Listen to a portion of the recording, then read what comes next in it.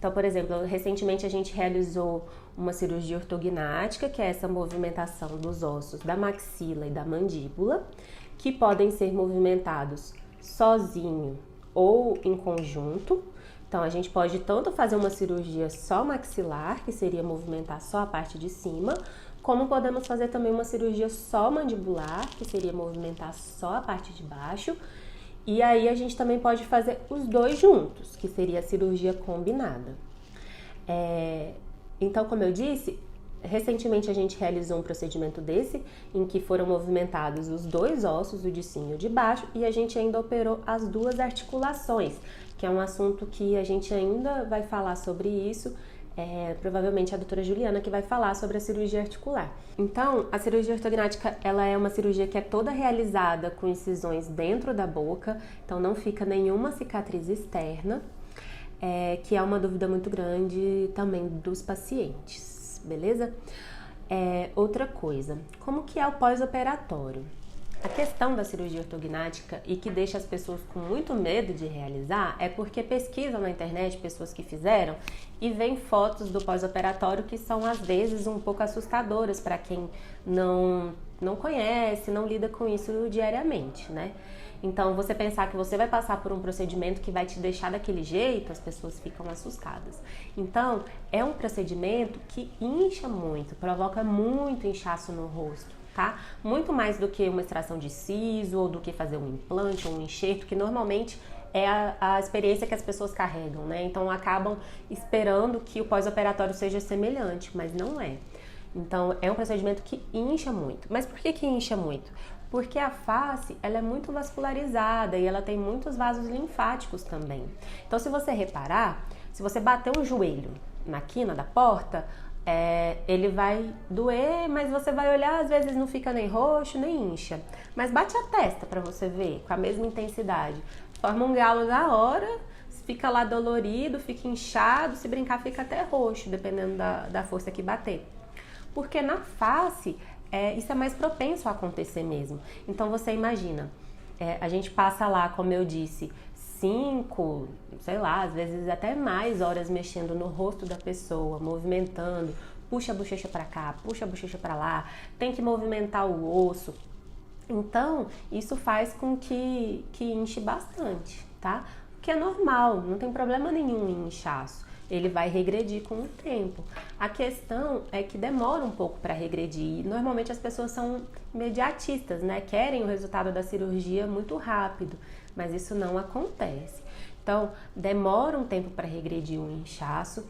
Normalmente demora assim uns 30 dias para ficar um inchaço mais normal, assim, que talvez as pessoas não percebam que você fez um procedimento, né?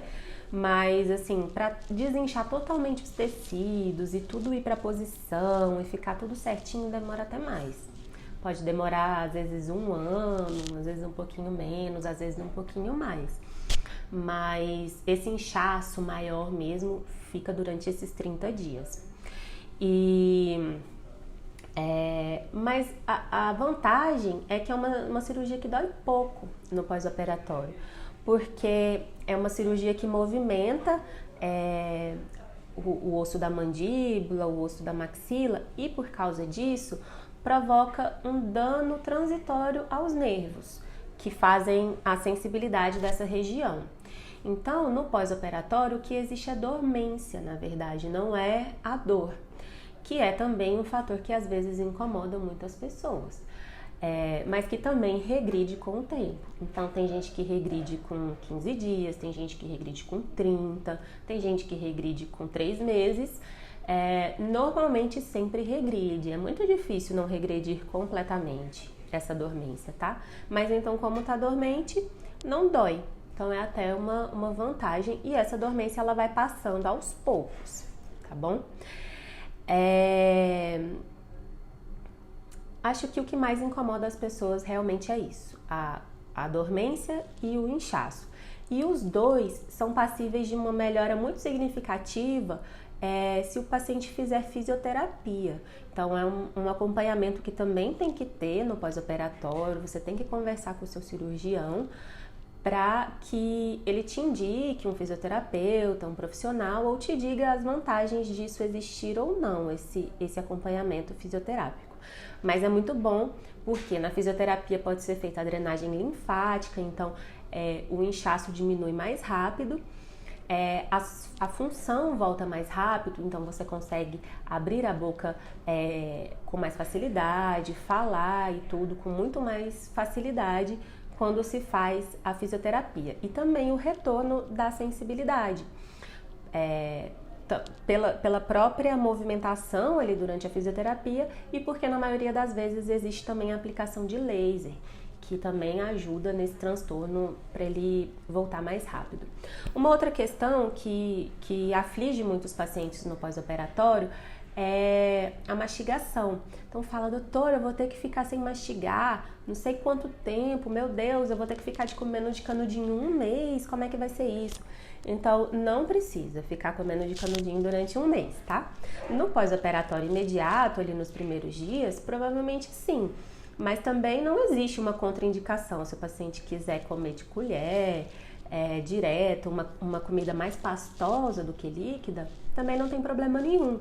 Vai muito da facilidade de cada paciente. Então tem gente que está mais inchado, com o lábio mais inchado, que não consegue chupar um canudinho. Tem gente que acha mais fácil comer de canudinho no pós-operatório, mas isso aí não é uma obrigação e nem precisa durar 30 dias. Então a gente precisa sim de uma alimentação mais leve, né, coisas mais fáceis de mastigar, mais pastosas, mas não necessariamente totalmente líquidas durante 30 dias. Porque você imagina só, um paciente que faz uma cirurgia na perna, no joelho, não pode sair correndo no pós-operatório, né? Mas ele pode caminhar, pode ir do quarto para a sala, depois progressivamente vai poder andar um pouquinho mais rápido, sem a ajuda de outra pessoa. E a mesma coisa é na face. Então você não vai fazer uma cirurgia nos ossos que sustentam os seus dentes e sair mastigando coisas duras imediatamente, né? Mas você pode ir aos pouquinhos acrescentando isso até que vai poder voltar a mastigar normalmente, tá bom?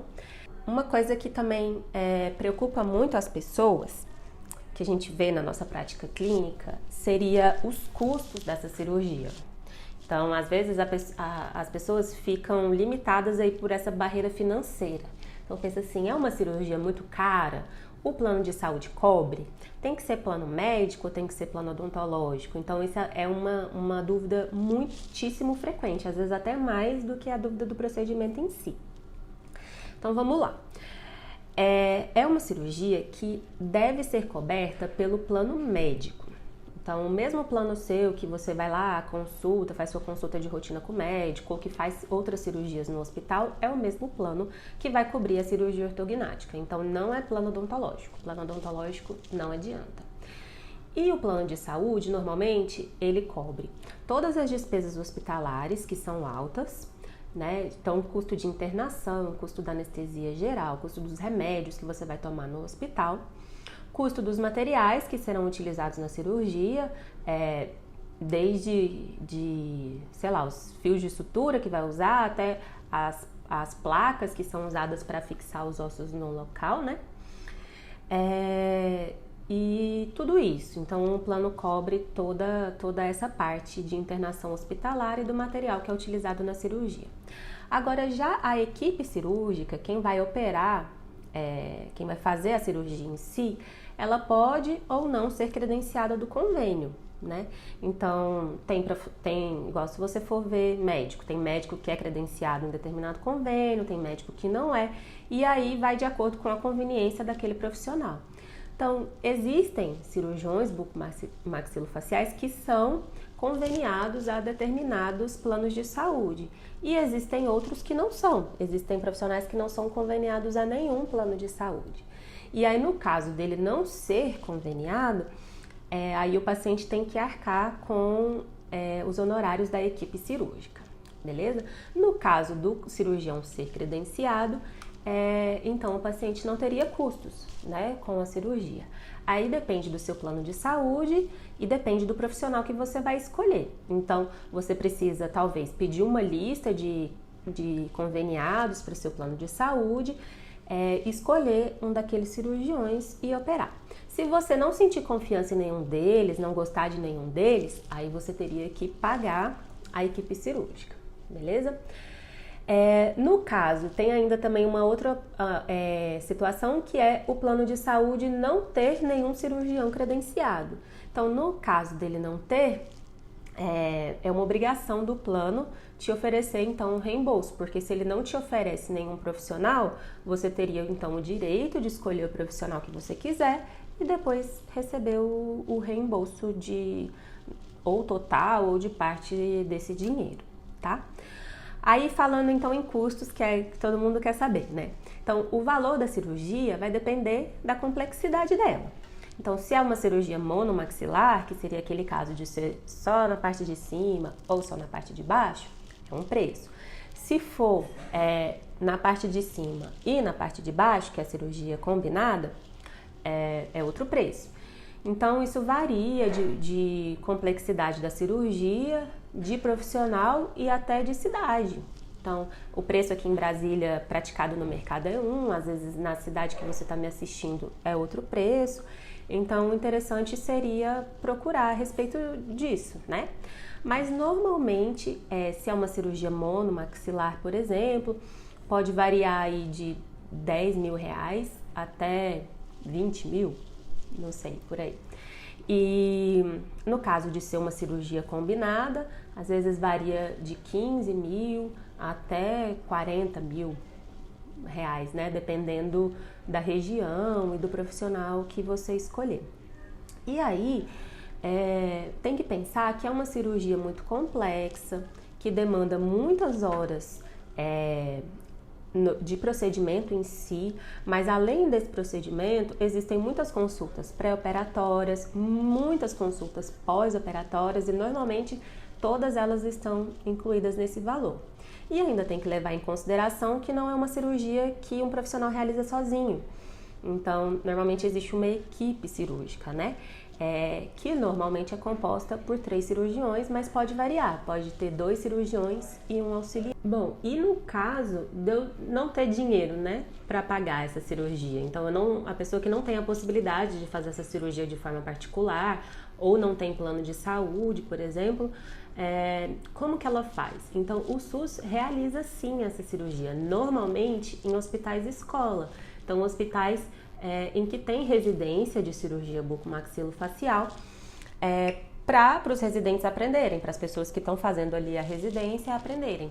E aí, o paciente pode procurar esses locais. Normalmente existe um cadastro ali desses pacientes e eles são chamados aos poucos, né?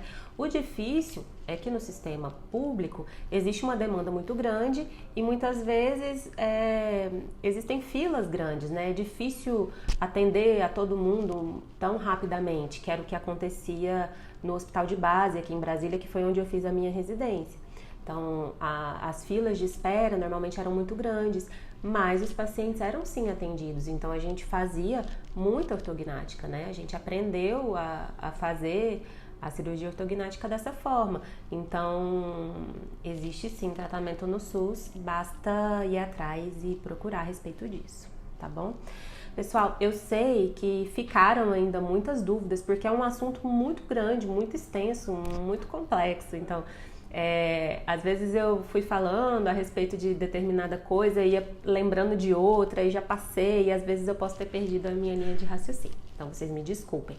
Mas vamos fazer o seguinte: se vocês têm alguma dúvida, deixem aqui para mim nos comentários que eu vou responder um por um. Eu sempre respondo e às vezes eu pego algum que precisa de uma resposta mais complexa e gravo um vídeo a respeito disso respondendo também. Então é muito legal que vocês deixem as dúvidas de vocês, é muito importante. E eu vou gravar também vários aspectos relacionados à cirurgia ortognática mais profundamente em vídeos separados, tá? Então continuem acompanhando aqui o nosso canal. A gente também tem muita informação no nosso site, que é www.perfilcirurgia.com.br. Podem entrar lá, que lá tem muita informação a respeito de cirurgia ortognática e de outros procedimentos que a gente realiza. A gente atende em Brasília, na Clínica Lery, então também segue o Instagram da clínica, que é @clinicalerybsb, e o nosso Instagram para conhecer a gente e também os procedimentos que a gente faz, que é @perfilcirurgia, beleza? Até o próximo vídeo.